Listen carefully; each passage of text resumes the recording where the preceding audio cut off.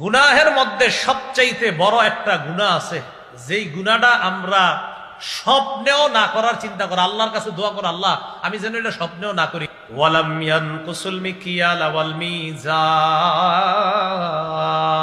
যেই জাতির মধ্যে ওজনে কম দেওয়া হবে, পরিমাপে কম দিবে, এই জাতির উপর তিনটা আযাব আসবে। ওজনে কম দিবে যেই জাতি, তাদের উপর তিনটা আযাব আসবে। এক নাম্বার, ইল্লা উখিযু বিসসিনিন, অর্থনৈতিক গজব দেখা দিবে। অর্থনৈতিক গজব দেখা দিবে, ফসল হবে না, চারদিক থেকে মানুষ বিপদে পড়বে। ওয়া শিদ্দাতিল মাউনা, বিপদ আপদ আসতে থাকবে। ওয়া জাওরিস সুলতানি আলাইহিম, তাদের উপর জালেম শাসককে আল্লাহ চাপায়া দিবে। যে জাতি ওজনে কম দিবে, তিনটা গজবের অপেক্ষা করতে হবে। এক, অর্থনৈতিক গজব। দুই নাম্বার, বিভিন্ন ধরনের বালা মুসিবত, একের উপর এক বালা মুসিবত। তিন নাম্বার, ওয়াজাউরিস সুলতানি আলাইহিম, তাদের উপর আল্লাহ জালেম শাসক চাপায়া দিবে। তাহলে প্রথম পরীক্ষা অশ্লীলতা, দ্বিতীয় পরীক্ষা ওজনে কম দিবে একদল। ওজনে কম দেওয়া বাংলাদেশে না থাকলেও দুনিয়াতে আসেনি, বাংলাদেশও আছে তো আছে। তিন নাম্বার, ওয়ালাম ইয়ামনাউ যাকাতা আমওয়ালিহিম ইল্লা মুনিউল কতরা মিনাস সামা, যেই দেশের মানুষ যাকাত আদায় করবে না, যাকাত ফরজ হওয়ার পরেও যাকাত আদায় করবে না, ওই দেশে আল্লাহ পাক রহমতের বৃষ্টি বন্ধ করে দিবেন। কৃষকের যেই সময় বৃষ্টি প্রয়োজন, ওই সময় বৃষ্টি হবে না, যখন প্রয়োজন থাকবে না তখন হবে। প্রয়োজনীয় বৃষ্টিটা কৃষক পাবে না। লাউলাল বাহাইমু লাম ইউমতারু, আল্লাহ কয়, নবীজি কয়, জানোনি মাঝে মাঝে কেন বৃষ্টি হয়? তোমাদের অপরাধের কারণে আল্লাহ বৃষ্টি কিন্তু দিতে চায় না। কিছু প্রাণী আছে যারা সাঁতার কাটে, বৃষ্টির মধ্যে তারা আরাম পায়, তারা মজা পায়, তাদের কারণে আল্লাহ দুনিয়াতে বৃষ্টি দেয়, তোমাদের কারণে কিন্তু বৃষ্টি দেয় না। আমরা অপরাধ করার পরেও আল্লাহ বৃষ্টি দেওয়ার কথা না, কেন দেয়? আমার কিছু প্রাণী আছে, বৃষ্টি পাইলে ওরা খুব খুশি হয়, ওদের কারণে দিচ্ছি, তোমাদেরকে না। যাকাত না দেওয়ার কারণে রহমতের বৃষ্টি আল্লাহ দেয় না। এরপরে আমরা অনেক সময় দেখি, হুজুর ওই এলাকায় তো যাকাত দেয় না, বৃষ্টি আসছে কেন? আল্লাহ, নবী কয়, বৃষ্টি ওই মানুষগুলার কারণে দেয় নাই। কিছু প্রাণী আছে, হাঁস আছে, বিভিন্ন প্রাণী আছে যারা পানির মধ্যে সাঁতার কাটতে আরাম পায়, আল্লাহ তাদের কারণে বৃষ্টি দেয়। এ হলো তিন নাম্বার। যাকাত না দেওয়ার ঘটনা এই কুমিল্লা না থাকলেও বাংলাদেশে আসেনি, আছে। চার নাম্বার, ওয়ালাম ইয়ানকুসু আহদাল্লাহি ওয়া আহদা রাসূলিহি ইল্লা সাল্লাতাল্লাহু আলাইহিম আদুওয়াম মিন গায়রিহিম ফাআখাযু মা ফি আইদিহিম, যে দেশের মানুষ আল্লাহ আর তার নবীর সাথে কৃত অঙ্গীকার ভঙ্গ করবে। আল্লাহর সাথে অঙ্গীকার, আল্লাহ কয়, আহাল্লাল্লাহুল বাইআ ওয়া হাররামার রিবা, আমি ব্যবসা হালাল করলাম, সুদ হারাম করলাম। জি মাবুদ, আমরা মুসলমান, আমরা ইসলাম ধর্ম পালন করি, ইসলাম ধর্মের কোরআন আমরা মানি। জি আমি আল্লাহ কোরআনে বলছি সুদ হারাম, ব্যবসা হালাল, মানসনি কথাটা?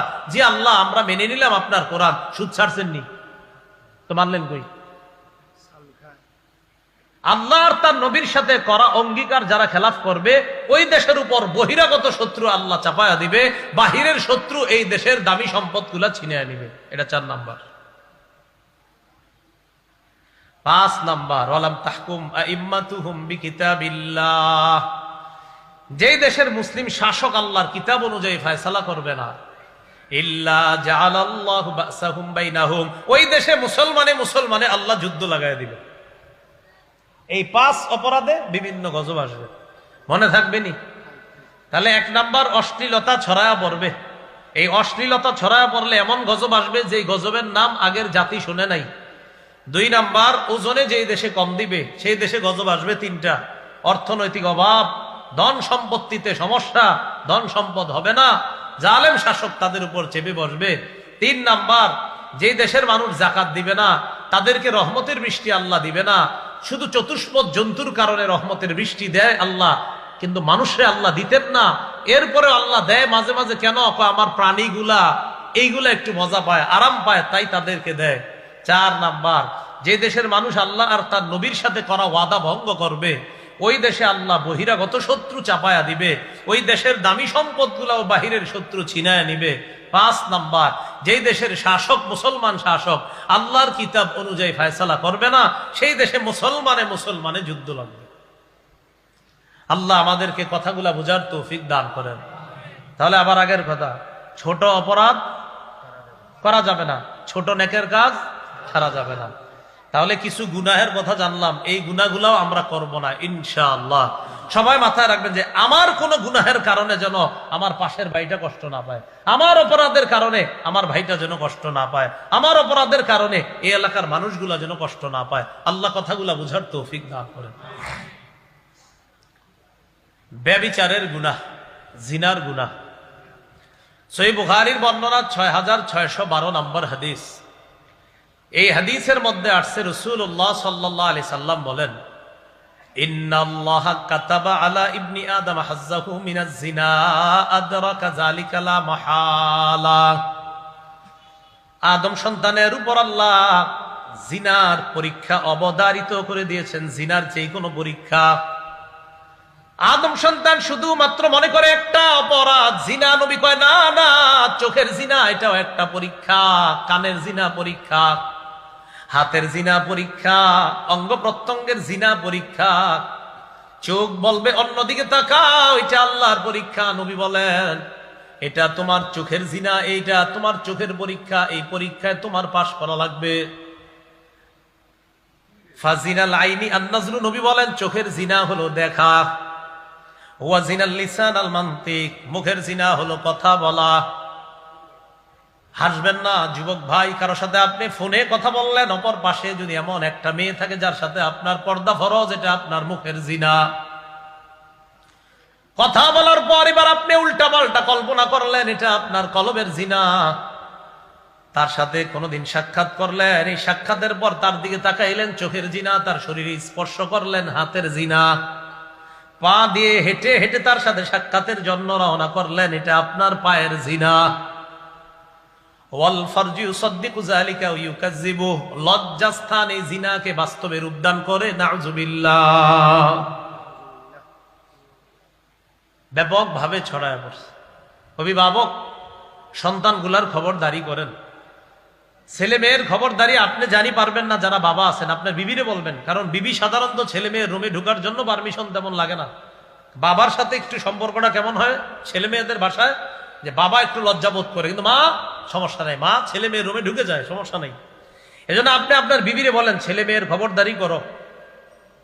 তাদেরকে যে মোবাইল দিলাম, এই মোবাইল ঠিক মতো চালায় কিনা, নাকি অন্য কোনো অপরাধে তারা লিপ্ত হয়ে যাচ্ছে, খবরদারি করান। আপনি ভাবছেন সে কেমিস্ট্রি আর ফিজিক্স পড়তেছে রাতের বেলা দরজা বন্ধ করে, এটা আপনার ধারণা, এটা আপনার কনফিডেন্স, কিন্তু ওভার কনফিডেন্স হলো ভিতরে অন্য কিছু হচ্ছে। আল্লাহ আমাদের সকলকে বুঝার তৌফিক দান করেন। এই জন্য এদের খবরদারি করা। গুনাহের মধ্যে সবচাইতে বড় একটা গুনাহ আছে, যেই গুনাহটা আমরা স্বপ্নেও না করার চিন্তা করা, আল্লাহর কাছে দোয়া করা, আল্লাহ আমি যেন এটা স্বপ্নেও না করি। এটা হলো শিরিক। বলেন কি? সবচেয়ে বড় অপরাধ, সবচেয়ে বড় জুলুম।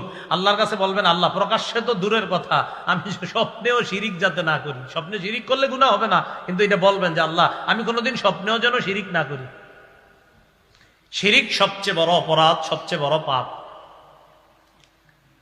সূরা লোকমানের 13 নম্বর আয়াতে আল্লাহ বলেন, ওয়াইয ক্বালা লুকমানু লিবনিহি ওয়া হুয়া ইয়াইযুহু ইয়া বুনাইয়া লা তুশরিক বিল্লাহ ইন্নাশ শিরকা লাযুলমুন আযীম।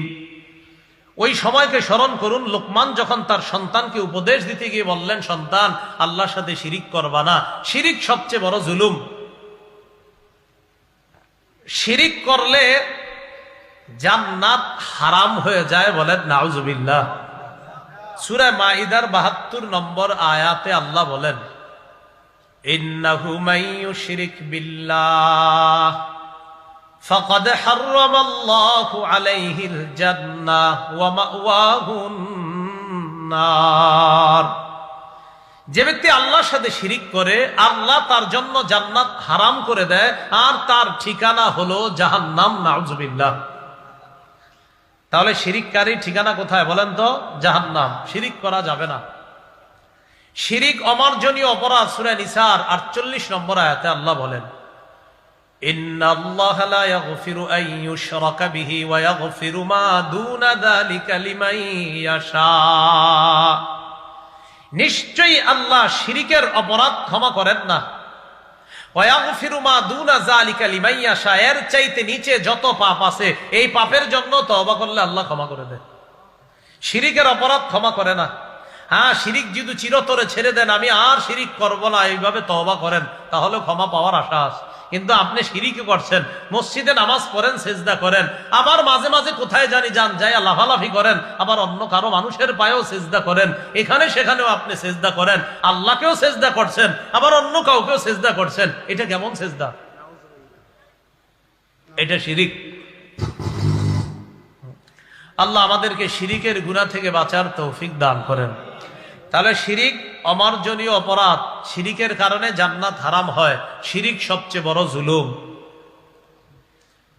শিরিক সবচেয়ে বড় পাপ। সহিহ বুখারীর 6861 নম্বর হাদিসের বর্ণনা। আন আব্দুল্লাহ ইবনে মাসউদ রাদিয়াল্লাহু তাআলা আনহু قال جاء رجل الى رسول الله صلى الله عليه وسلم قال رجل يا رسول الله أي الذنب أكبر عند الله। এক ব্যক্তি আল্লাহ রাসূলকে প্রশ্ন করলেন, আল্লাহ নবী, সবচেয়ে বড় অপরাধ কোনটা? নবীজি জবাব দিলেন, আনতাদউ লিল্লাহি নিদ্দান ওয়া হুয়া খালাকাকা। আল্লাহ তোমাকে বানাইছেন, এই আল্লাহর সাথে অন্য কাউকে সমকক্ষ নির্ধারণ করা। বলেন কি নির্ধারণ করা? বলেন আমারে বানাইছে কে? সবাই বলেন আমাদেরকে বানাইছে কে? এই আল্লাহ আমাদেরকে বানাইছে, এটা আমরা জানার পরেও আল্লাহর সাথে কাউকে সমকক্ষ নির্ধারণ করা জেনে শুনে, এটা সবচেয়ে বড় অপরাধ। সাহাবী প্রশ্ন করলেন, সুম্মা আইয়ুন ইয়া রাসূলুল্লাহ, এরপর সবচেয়ে বড় গুনাহ কোনটা, সবচেয়ে বড় অপরাধ কোনটা? নবীজি জবাব দিলেন, আন তাকতুলা ওয়ালাদাকা মাখাফাতা আইয়াতআমা মাআক। তোমার সন্তান তোমার প্লেটে খাবে, তোমার সন্তান তোমার খাদ্যে অংশগ্রহণ করবে, এই ভয়ে সন্তান হত্যা করা। সন্তান খাবে, এই ভয়ে সন্তান হত্যা করা। এই হত্যা বুঝেননি? হ্যাঁ হ্যাঁ, বন্ধ করে দিছে তো, বন্ধ করে দিছে। একটা হইছে হুজুর, আরেকটা ভুলে আইসা গেছে। নাউজুবিল্লাহ, নাউজুবিল্লাহ, নাউজুবিল্লাহ বলেন। মুফতি সাহেবের কাছে ফতুয়া জিজ্ঞাসা করতেছে।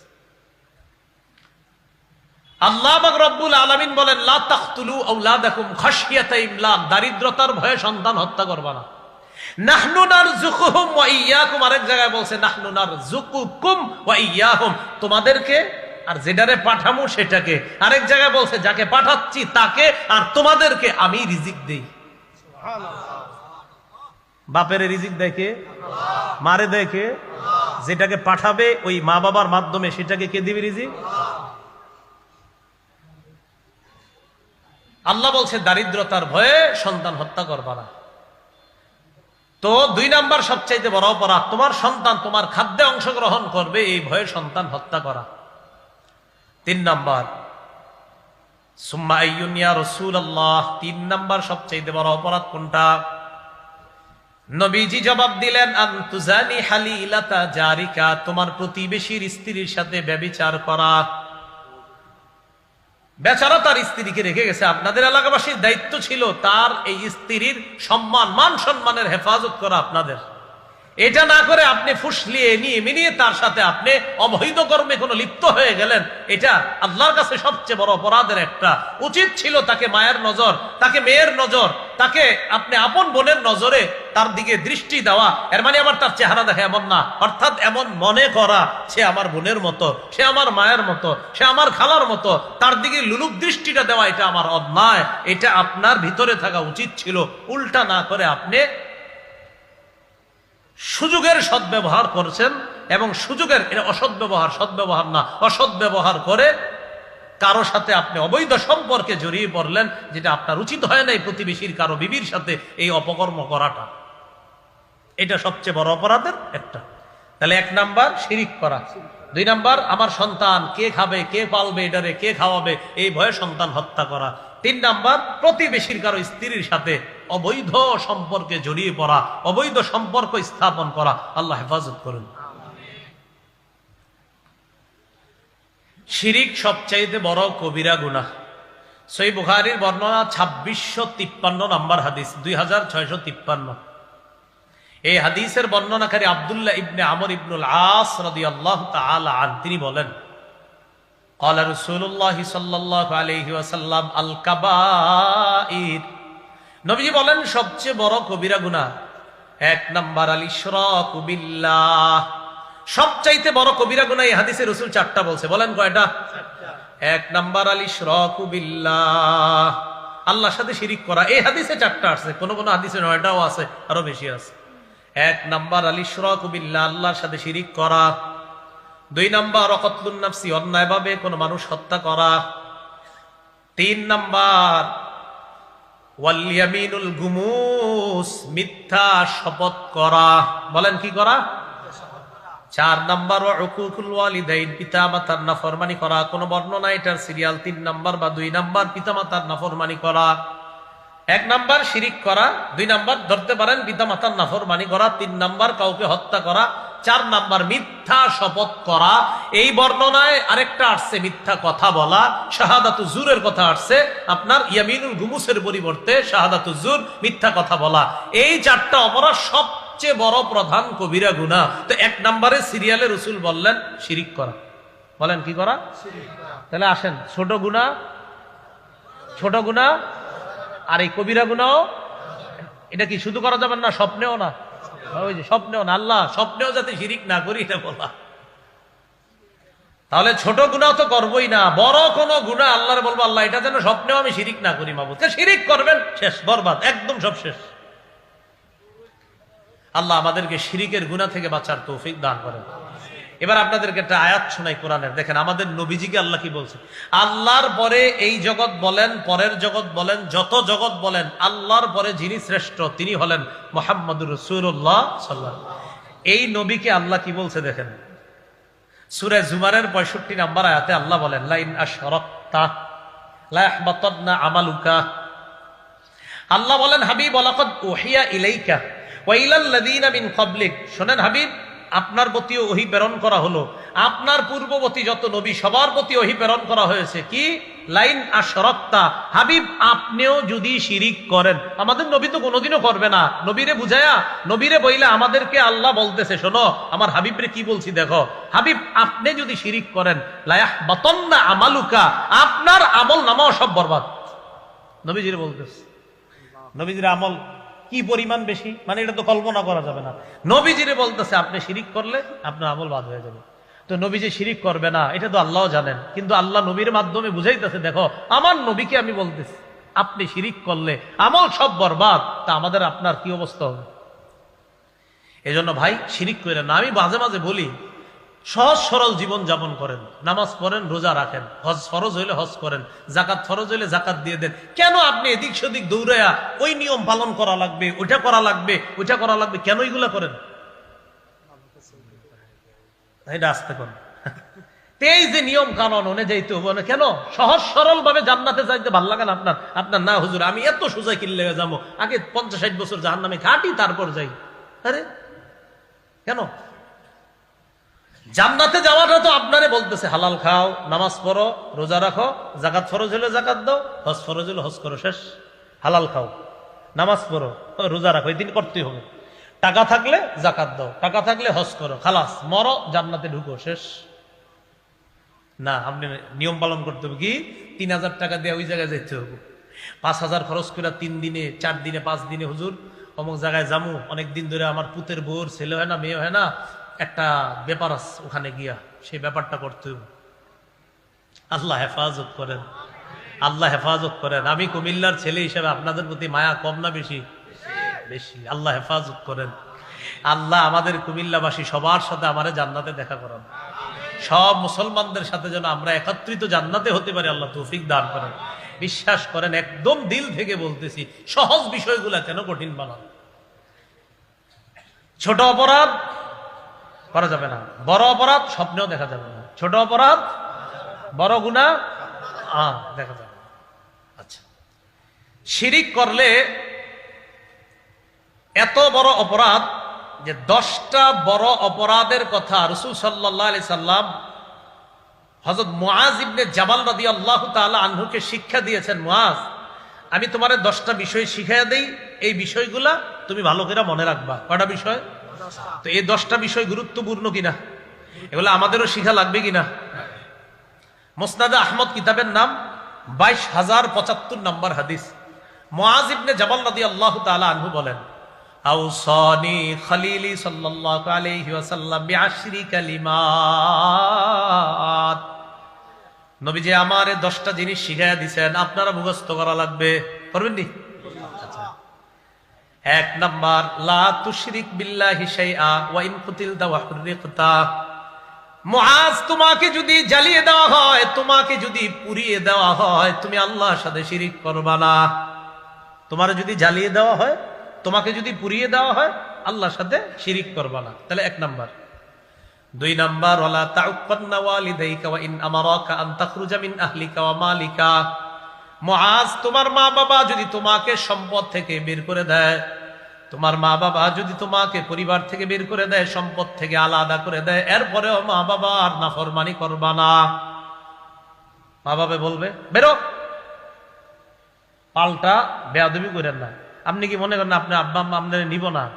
বাইর করে দিয়ে 2 দিন পরে দেখবেন মা চিল্লায় আমার ছেলেই না দেন, নাহলে আমি মেরে দেব। তারপরে বাপে আপনার খুঁজে নিব, এই 2 দিন পরে আপনারা ছাড়া খাইতে পারবে না, এই জন্য মাইনে নিবেন। রাসূল বলছেন, তোমার মা বাবা যদি তোমাকে সম্পদ থেকে বের করে দেয়, ঘর থেকে বের করে দেয়, এরপরেও পাল্টা বেয়াদবি করবা না, নাফরমানি করবা না। তাহলে 1 নাম্বার, জ্বালিয়ে পুড়িয়ে দিলে শিরিক করবা না। 2, ঘর থেকে বের করে দিল, মা বাবার নাফরমানি করবা না। 3 নাম্বারটা ওয়াদা করবেন, আজকে থেকে করবো না ইনশাআল্লাহ। 3 নাম্বার, ওয়ালা তাতরুকান্না সালাতান মাকতুবাতান মুতাআম্মিদা। মুআজ, 1 ওয়াক্ত ফরজ নামাজ ইচ্ছাকৃতভাবে কখনো ছেড়ে দিবা না। বলেন, আজকে থেকে কোনদিন স্বেচ্ছায় 1 ওয়াক্ত ফরজ নামাজ ছেড়ে দিব না ইনশাআল্লাহ। ঠিক আছে না? فإن من ترك صلاة مكتوبة متعمدا فقد برئت منه ذمة الله। 1 ওয়াক্ত ফরজ নামাজ যদি কেউ ইচ্ছাকৃতভাবে ছেড়ে দেয়, তার উপর থেকে আল্লাহর দায়িত্ব উঠে যায়। যা, তোর যেমন চা কর, তুই নামাজ পড়ছ না। 1 ওয়াক্ত ফরজ নামাজ বান্দা ইচ্ছা করে ছেড়ে দিলে আল্লাহর দায়িত্ব তার থেকে উঠে যায়। বান্দা, তোরে আমি এত মায়া করি, এত মহব্বত করি, নামাজ ছেড়ে দিলি তুই ইচ্ছা করে, যা। আল্লাহ হেফাজত করেন। তাহলে স্বেচ্ছায় 1 ওয়াক্ত ফরজ নামাজ আজকে থেকে আমরা ছেড়ে দিব না। 4 নাম্বার, ওয়ালা তাশরাবান্না খামরা। মদ পান করবা না। ফাইন্নাহু রাসু কুল্লি ফাহিশা। মদ সমস্ত অশ্লীলতার মূল। মদ খাইলে বিবিরে কয় মা, মারে কয় বিবি। মদ খাইলে মাথা ঠিক নাই, পাগল হয়ে যায়। তো 4 নাম্বার, মদ খাইবা না। 5 নাম্বার, ইয়াকা ওয়াল মাসিয়া ফাইন্না বিল মাসিয়াতি হাল্লা সাকাতুল্লাহ। কি সুন্দর কথা। আল্লাহর নাফরমানি করবা না, আল্লাহর নাফরমানির কারণে গজব আসে। বলেন, আল্লাহর নাফরমানি করবা না। এবার আমরা বলে আল্লাহর নাফরমানি করব না। আল্লাহর নাফরমানি করলে আল্লাহর গজব আসে। সোজা হিসাব। বাইরে বলতেছে তুমি আল্লাহ নাফরমানি করো না, নাফরমানি করলে গজব আসে। কেমনে বুঝাইলে বুঝবেন? বলেন, এই সহজ কথাটা কে বুঝেন নাই যে মুআজ, আল্লাহ নাফরমানি করো না, নাফরমানি করলে আল্লাহর গজব আসে। এলো 5 নাম্বার। 6 নাম্বার, ওয়া ইয়াকা ওয়াল ফিরার মিনাজ জাহফি ওয়া ইন হালাকান নাস। আল্লাহ যদি কখনো তৌফিক দেয়, জিহাদের ময়দানে যদি যাওয়া লাগে, ইনশাআল্লাহ জিহাদের ময়দান থেকে পলায়ন করবা না। সব মানুষ যদিও মারা যায়, তুমি পলায়ন করবা না। 6 নাম্বার, জিহাদের ময়দানে সবাই যদি মারা যায়, পলায়ন করবা না। যদিও আমরা 5 টাকার একটা নোট দিলে মিছিল থেকেই চলে আস, দৌড় দিস। আপনাকে কুমিল্লা ওলামায়ে কেরাম ডাক দিচ্ছেন যে আসেন, নবীজির এই ব্যঙ্গ করছে, এটা নিয়ে একটা প্রতিবাদী মিছিল আছে। তো একদল বেরিস, কে জানি চুপি চুপি কয় মিছিলে যাইস না নে। তো হাতে নিস, পকেটে সবাই সামনে নিয়ে আস্তে আস্তে এসে পড়ছে। বাথরুমে গিয়ে চেক করছি, এটা কি দে? 10 টাকা। ভাবছিল অন্য কিছু। 5 টাকা 10 টাকার কাছে ইমান শেষ, বিক্রি করে দিয়েছেন। 6 নাম্বার, জিহাদের ময়দানে সবাই মারা গেল, তুমি পালাও না। 7 নাম্বার, ইদা আসাবান নাস মুতাদ ওয়া আনতা ফীহিম ফাসবুত। কোন এলাকায় যদি মহামারী দেখা দেয়, ওই এলাকা থেকে মহামারীর ভয়ে তুমি পালায়া যাবা না। করোনা ভাইরাসে বিজ্ঞান নিয়ম করে দিল, এক এলাকার মানুষ আরেক এলাকায় যাবে না, আরেক এলাকার মানুষ ওই এলাকায় যাবে না। বিজ্ঞান করছে নিয়ম। এখন আমার নবী 1500 বছর আগে এটাই বলছে। হ্যাঁ, বিজ্ঞান বলছে মহামারী কবলিত এলাকার মানুষ বাহিরে যাবে না, বাহিরের মানুষ মহামারী কবলিত এলাকায় ঢুকবে না। আমার নবী 1500 বছর আগে কয়, কোন এলাকায় মহামারী লাগলে তোমরা বাহিরে যাবা না। বুখারী বর্ণনা আছে, মহামারী এলাকায় বাহিরের কেউ ঢুকবে না। যদি কৃতিত্ব দিতে হয় এই আইনের, আমার নবীকে দিতে হবে। আমার নবী তো আগে বলে গেছে। এই গেল 7টা। কয়টা? এই 7টা অথবা মনে রাখবেন, শেষের 3টা গুরুত্বপূর্ণ। আবার বলছি, 1 নাম্বার জ্বালিয়ে পরিয়ে দিল, শিরিক করবা না। 2 নাম্বার মা বাবার নাফরমানি করবা না। 3 নাম্বার ফরজ নামাজ ছেড়ে দিবা না। 4 নাম্বার মদ খাইবা না। 5 নাম্বার নাফরমানি করবা না। 6 নাম্বার জিহাদের ময়দান থেকে পালিয়ে যাবে না। 7 নাম্বার কোন এলাকায় তুমি আছো আর সেখানে মহামারী লাগলে সেখান থেকে তুমি পালিয়ে যাবে না। কয়টা হলো? 7টা। 8, 9, 10 সবাই মন দিয়ে শোনেন, বিশেষ করে অভিভাবকরা মন দিয়ে শোনেন। 8 নাম্বার, ওয়ানফিক আলা ইয়ালিকা মিন তাওলিক। তোমার সামর্থ্য অনুযায়ী পরিবারের জন্য খরচ করো। আমরা যারা সন্তান আছি, আপনি আপনার বাপেরে মাঝে মাঝে কোন, আব্বা আমারে আপনি অমুক মোবাইলটা যদি না কিনে দেন আমি ইন্টারে ভর্তি হবো না। এই বেচারা আপনার বাবার বেতন 10,000, আপনি যে মোবাইল চাইছেন ওটার দাম আছে 30,000 টাকার উপরে। আচ্ছা কন, উনি 10,000 টাকা দিয়ে কোনো মতে ফ্যামিলিটা নিয়ে চলে, এখন আপনার এটা কিনে দিতে গেলে এই তখন বেচারাই সুদে আপনার টাকা। কেন আপনি জানেন না আপনার বাপটার ইনকাম 10,000-এর বেশি না? কেন আপনি ওনার এই বাধ্য করেন? পড়াশোনা করেন, নিজের প্রতিষ্ঠিত করেন, এরকম মোবাইল আপনার পিছে ঘুরবে, আপনি ঘোরা লাগবে না ইনশাল্লাহ। কেন আপনার বাপটারে আপনি এরকম বাধ্য করলেন? তো 8 নাম্বার, রসুল বলছে এ অভিভাবকরা পরিবারের উপর সামর্থ্য অনুযায়ী খরচ করবা। এজন্য যাদের যা সামর্থ্য 10,000 আছে, আপনি 9,000 টাকার মধ্যে পরিবার চালানোর চেষ্টা করবেন, 1,000 সেভ করার চেষ্টা করবেন। চেষ্টা করেন কোনো মতে পরিবারে বুঝান, দেখো আমার এর চেয়ে বেশি ইনকাম নাই, আমি চেষ্টা করতেছি আরো বেশি করার জন্য, কিন্তু আপাতত আমরা 10-এর মধ্যে চলতে হবে। এটা সবাইরে বুঝান, বিবিরেও বুঝান, সবাইরে বুঝান। 9 নাম্বার, ওয়ালা তারফা আনহুম আসাকা আদাবা। পরিবারের উপর থেকে শাসনের লাঠি উঠাইবা না। শাসনের লাঠি কি? আজ থেকে হুজুর 10-15 বছর আগেও ভাইয়েরা একসাথে শুয়ে থাকলে ফজরের সময় বলতাম, এই ওঠ ওঠ তাড়াতাড়ি, আব্বা লাঠি নিয়ে আসতেছে, দাদি লাঠি নিয়ে আসতেছে, আম্মা লাঠি নিয়ে আসতেছে, ওঠ। কিন্তু এখন এটা আর কয় না। কেমনি কইব? বাপ মাই তো ওঠে না, আরে ঘুমায় 3টা বাজে, সবগুলা তো উঠবে কেমনে ফজরে? কত সুন্দর নিয়ম কানুন ছিল যে আপনার ফজরের সময় মা 2 ভাই বোন একসাথে মাদ্রাসায় পড়তাম, মনে করেন তো 7 দিনের জন্য ছুটিতে আসতাম, আসলে ফজরের সময় আপনার তো চিন্তা করতাম, আরে 7 দিনই তো ঘুমামু, এরপরে গেলে তো আবার শুরু, আর ঘুমাইতে পারবো না। তো মনে করেন ঘুম, ফজরের সময় এসে আম্মায় ওঠ, দ্বিতীয়বার আবার ওঠ, তৃতীয়বার করবো। এগুলারে কি লেগে পড়াশোনা করাই, নামাজের সময় 14 বার ডাকা লাগে, উঠা তখন দৌড় দিই। এই যে একটা পরিবারের শাসন, পারিবারিক শাসনগুলা কত সুন্দর ছিল আগে, এখন নাই। স্কুল বলেন, কলেজ বলেন, মাদ্রাসা বলেন, সব ছেলে মেয়েগুলা আগে একটা শাসনের ভয় পাইতো। কলেজ বলেন, স্কুল বলেন, সব ছেলে মেয়েগুলা একটা ভয় কাজ করতো তাদের মাঝে, এই নামাজ না পড়লে আম্মা খাওয়ান দিব না, আব্বা ঘরে ঢুকতে দিব না। আগে ছেলে মেয়ে কি স্কুল বলেন কি মাদ্রাসা বলেন, সবাই একজন আরেকজনে বলতো, কারণ পরিবারের প্রধান যিনি, তার একটা শাসনের লাঠি ছিল, মানে তার অবস্থাটাই ছিল এমন যে তাকে পরিবারের সবাই এই ব্যাপারগুলোতে শ্রদ্ধা করতো। হ্যাঁ, নামাজ রোজা ঠিক না থাকলে ঘরে কিন্তু আম্মায় ভাতও দিব না, আব্বা ঢুকতে দিবে না। কিন্তু এই ঐতিহ্যগুলা হারিয়ে যাচ্ছে মুসলমান সমাজ থেকে, এই ঐতিহ্যগুলা নাই। 10 নাম্বার, ওয়াকিফহুম ফিল্লাহি আযজা ওয়া জাল।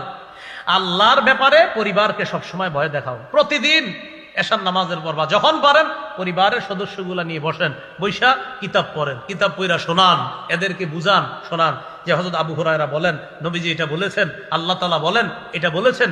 এইভাবে পরিবারকে প্রতিদিন কিছু কিছু বক্তব্য আপনি বৈশা বৈশা কোনো কিতাব পড়ে শোনান। ফাজাইল আমল হতে পারে, মুনতাখাব হাদিস হতে পারে, হেকায়াতে সাহাবা হতে পারে, অথবা ধর্মীয় ভালো কোনো কিতাব বসেন কইরা এগুলা আপনি অন্যদেরকে শোনান।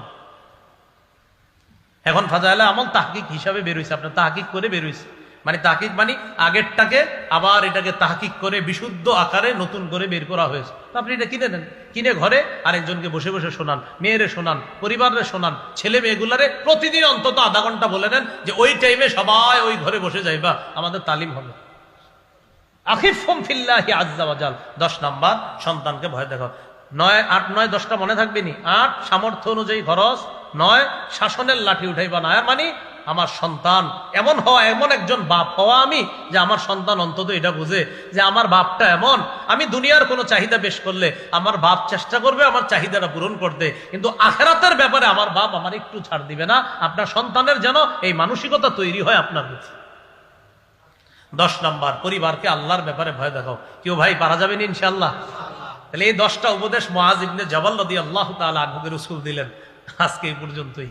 আল্লাহ পাক রব্বুল আলামিন আমাদের সকলকে যে কথাগুলা শুনলাম, তাহলে ওই প্রথম ইয়াটা বললেন, ছোট গুনাহ আর বড় গুনাহ, শিরিকের মতো গুনাহ স্বপ্নেও দেখা যাবে না, করা তো দূরের কথা, আল্লাহ শিরিক যেন স্বপ্নেও না দেখি।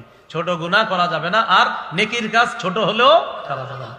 আল্লাহ আমাদের সকলকে ছোট বড় সব ধরনের গুনাহ থেকে বেঁচে আমরা সবাই যেন সুন্দর একটা জীবন নিয়ে জান্নাতে আবার একসাথে হতে পারি, আল্লাহ তৌফিক দান করেন। সুবহানাল্লাহি ওয়া বিহামদিহি, সুবহানাকাল্লাহুম্মা ওয়া বিহামদিকা, আশহাদু আল্লা ইলাহা ইল্লা আনতা, আস্তাগফিরুকা ওয়া আতুবু ইলাইক।